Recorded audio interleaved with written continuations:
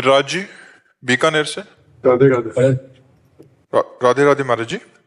महाराज जी, आत्मविश्वास और अभिमान को कैसे परखा जाए? हमारे अंदर का आत्मविश्वास कब अहंकार में परिणत हो जाता है, उसका ज्ञान कैसे? आत्मविश्वास का आप क्या स्वरूप, किसका है प्रश्न, किसका? आत्मविश्वास का आप क्या स्वरूप समझते हैं?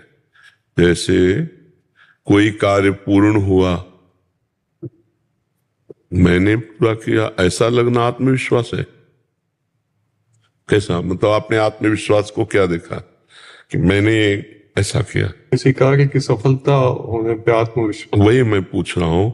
तो उसमें अगर आप भगवत कृपा देखें, नहीं कि भगवान की बड़ी अहेतुकी कृपा हुई कि इस कार्य में मुझे क्षमता दी कि मैं सफलता प्राप्त करूं और सफल हुआ, मूल में तो भगवान ही है ना।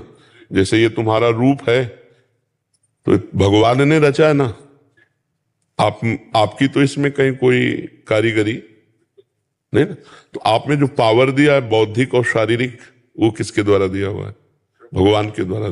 तो जितने भी कार्य पूर्ण होते हैं वो दो से ही होते हैं, बौद्धिक स्तर से और शारीरिक क्षमता जो हमारी होती है।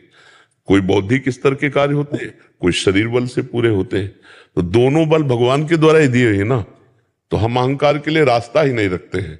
भगवान ने हमें ऐसा बल दिया और भगवान की कृपा से सफलता प्राप्त हुई।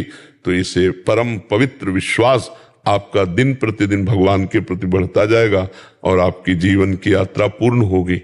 जब हम इसको इस रूप में लेते हैं कि मैं सबसे अच्छा सफल हुआ, तो फिर अहंकार आ जाता है इसमें। यदि हम बीच में भगवान को नहीं लाते तो फिर अहंकार आ जाता है और फिर उसका पतन होता है, फिर उसका पतन होता है। भगवान से जो जोड़ दिया जाता है वो परम पवित्र, और जो मैं से जोड़कर संसार को जोड़ दिया जाता है वो अपवित्र हो जाता है। तो वो मैं के साथ जो जुड़ा प्रकृतिकांश उसे मलिन कर देता है। इसलिए परमात्मा को बीच में लाना अति अनिवार्य है। कहो मत वाणी से, वाणी से तो यही है कि आपको इनाम मिल रहा है, आप हर्षित हो रहा है, पर आपको अंदर से कि ये सब मेरे भगवान की कृपा से हुआ है, क्योंकि उस परमात्मा ने मुझे बुद्धि दी, मुझे बल दिया, उन्हीं के बल से बुद्धि से ये सब काम हुआ। तो अंदर ही अंदर हम खुशी होकर उसकी जय मना रहे हैं। अगर हम हार जाते हैं तो फिर वो भी भगवान की। हाँ, सुख दुखे समय कृत्वा लाभा लाभो जया जयो, यही सच्चे भक्त की पहचान, यही सच्चे ज्ञानी की पहचान। ठीक है ना? बहुत अच्छे, ऐसे चलो। अहंकार के लिए कोई जगह मत रखो।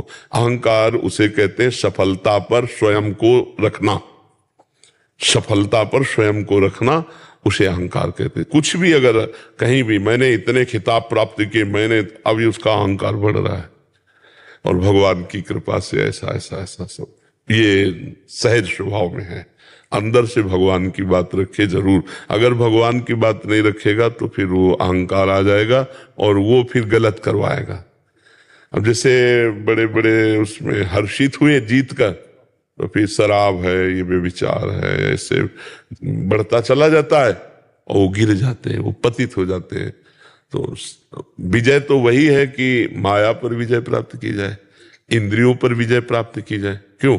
अगर आप विजयशील जगत में हो तो सच्ची विजय है कि आप अपने पर विजय प्राप्त कर लो, आपसे कोई गंदा काम ना हो, किसी का अहित ना हो, आप इंद्रियों पर विजय प्राप्त कर लो, मन पर विजय प्राप्त कर लो, तो सच्चे विजयी होगी कि नहीं? अब दूसरी जगह तो विजय प्राप्ति के खुद गुलाम बने हुए इंद्रियों के, मन के, जैसा चाहे वैसा गंदा करवा ले। तो मुझे लगता है कि भगवान से विमुख होने के कारण सफलता भी अंत में असफलता का रूप ले लेती है, और भगवान को सम्मुख रखे तो असफलता भी सफलता का रूप ले लेगी। जैसे पांडवों को वन वन भटकना पड़ा, पर हस्तिनापुर के सिंहासन पर पांडव ही बैठे। तो इसलिए धर्म से चलो और अहंकार के लिए जगह मत रखो, उसे भगवान को समर्पित करके कि भगवान के। और सच्ची बात बच्चा है, आप मान लो बहुत बुद्धिमान भी हो सकते थे, आप पागल भी हो सकते थे, भगवान ने आपको इतनी क्षमता दी है तो उसी क्षमता से तो आप विजय प्राप्त कर रहे हो। तो है ना भगवान की दी हुई बुद्धि, भगवान का दिया हुआ बल। नहीं, मान लो आपका शरीर ऐसा है और ऐसा बना, आप चाहो तो ऐसा बन जाता, लेकिन भगवान ने जैसा चाहा वैसा तुम्हें कर्म के अनुसार दे दिया। अब इससे सफलता और असफलता ये दोनों, तो दोनों में हम समान भाव रखकर चलेंगे तो हमें भगवत प्राप्ति हो जाएगी, हम दिव्य हो जाएंगे। अपने अंदर बहुत शक्तियां हैं, अध्यात्म की, उनको जागृत करने की जरूरत है। तो अगर भगवान को लेके चलोगे तो शक्तियां जागृत होगी, और अहंकार को लेके चलोगे तो जो शक्ति मिली है वो भी छीन होती चली जाएगी, नष्ट होती चली जाएगी।